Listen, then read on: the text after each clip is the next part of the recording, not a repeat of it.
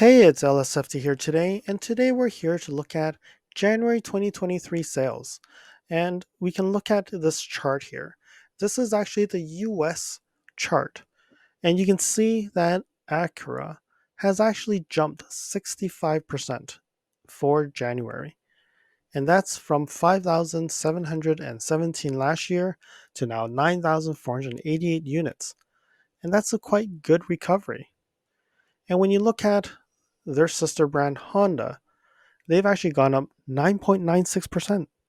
That's almost 10% to 75,000 vehicles. But then when you look at the two red lines, which is quite disappointing, Lexus being down 0.86%, which is not a lot. That's only a shy of a few hundred vehicles. But Toyota, they're down 14.32%. What does that mean? They've actually sold almost 20,000 less vehicles. Does that mean people are going to other brands? Or it's just because Toyota is not able to manage those chips? I don't know. Um, because when you look at Hyundai and Kia, both going up 28 and 22%. And if you look at it, it looks weird that they both are 52,001 units and 52,003 units. But when you look at it, when you add those two together, that's 104,000 units, which is really catching up to Toyota. But then you can look at Genesis. Genesis is still a very young brand, selling 3,800 units, still up 6.43%. So when you look at that, Lexus sells a lot more than that, but it's still not, I would say, close to what the market is trending towards. Even Lincoln going up 1.18% at 5,800 units, it seems like there's something wrong. Is it that they don't have enough chips, or the market is just not buying Lexus and Toyota vehicles? You can see Subaru gone up 0.49 and Mazda doing quite well, another way up to 9%.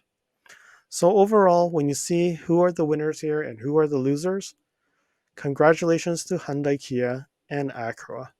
These three brands have done quite well.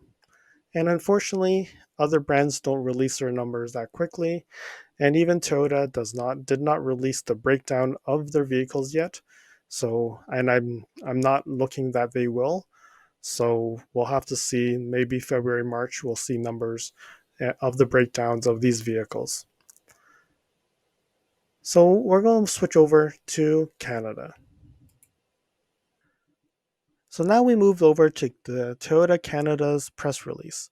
And you can see here that it's a different story in Canada.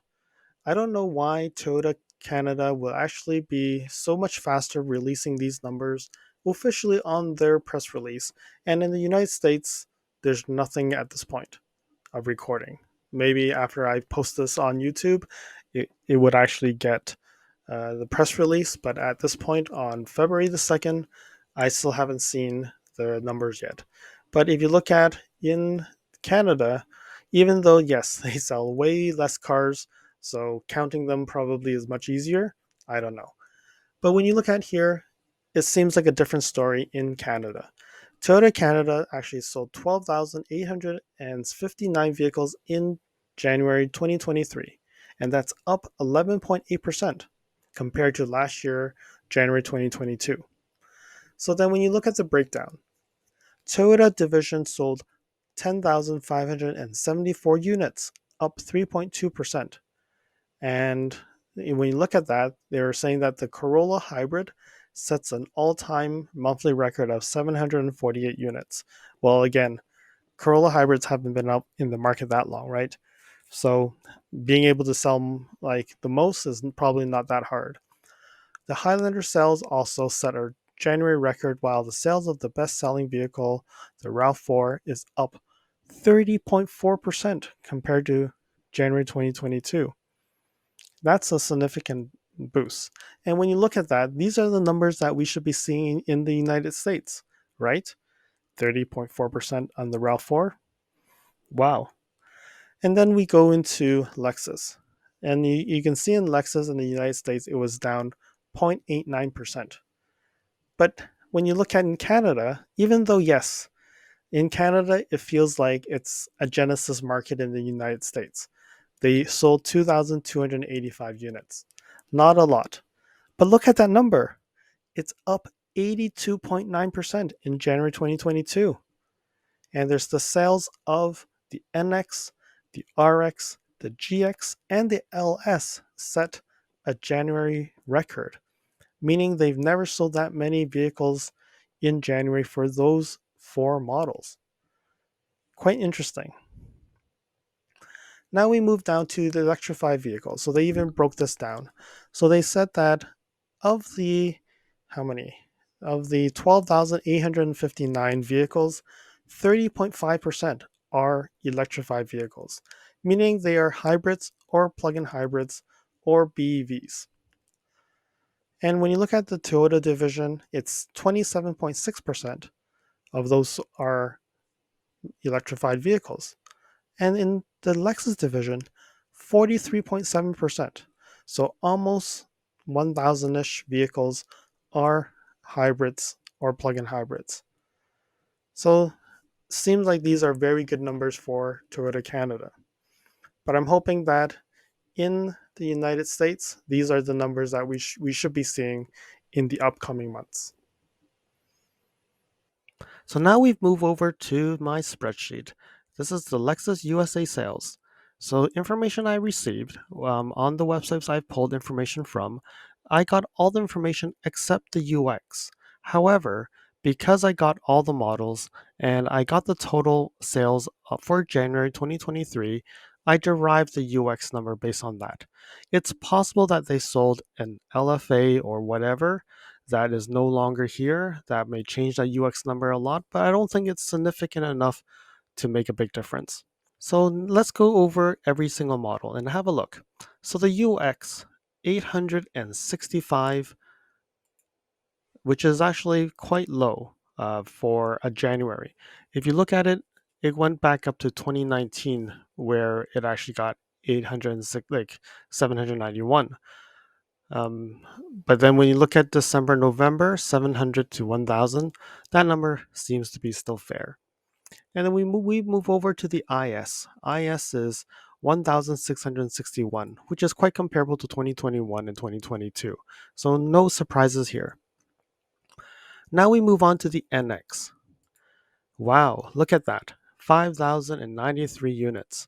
That seems to be a trend that we remained from December and November timeframe, right? We're still having the 5,000 numbers.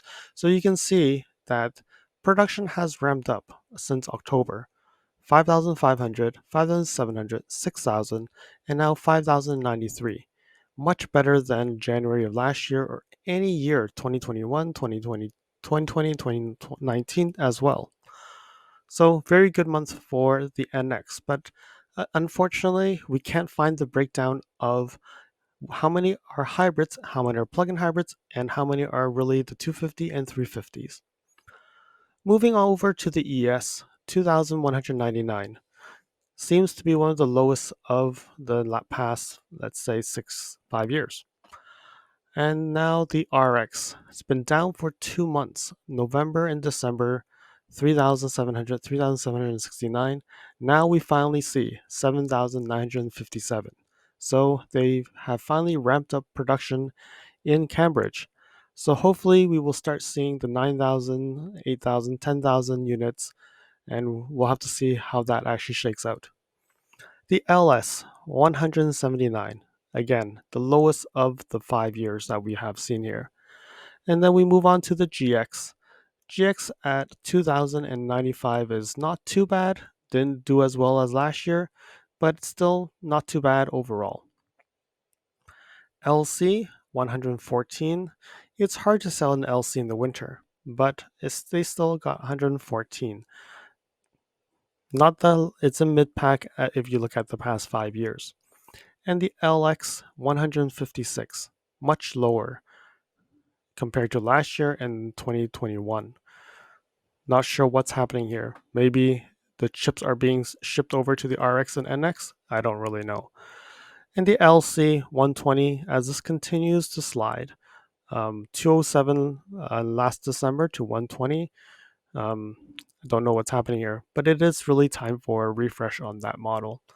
Now looking at it, 2023, 20,439 compared to last year, only a shy of less than 200 seems to be okay. And if you look at 2021, 2020, 2019, it's been not a bad month. We'll have to look at February to see if this continues to grow or the numbers will continue to drop. I noticed that I have a issue with the formula. There we go. That will fix that. And now let's look at the NX again. So now change this. 4,200 was the highest in 2018 when they did the refresh of the NX. Now finally, this 5,093 has now become the best January in history of the model of the NX. So now that will be unbolded. Hopefully, February will go over 4,200 and mark another record-breaking month. Thank you for watching. If you liked this video, please comment, like, and share this video. If you'd like to see more videos like this, you can subscribe to my channel and press that alert button to get notified when new videos are posted. If you'd like to support the channel, you can definitely provide a super thanks. I'll see you guys again next time in the next video.